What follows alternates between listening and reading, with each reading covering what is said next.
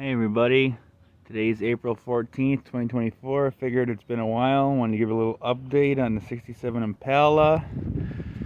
We're making lots and lots of progress. Got this corner light in. Got the car pretty cleaned up. Still got the hood trim to put on and the fender trim on this side, and still working on getting this fender fixed up, but we're getting there. Got the interior seats all bolted back in, brand new carpet, all that's put in.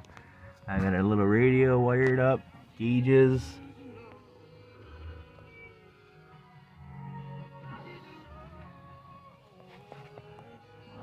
But made a ton of progress on this thing.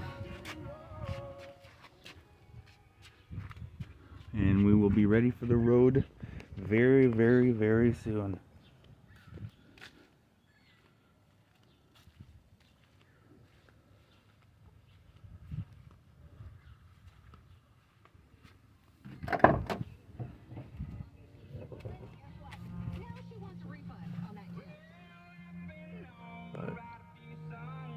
So that's what's new with the 67 Impala.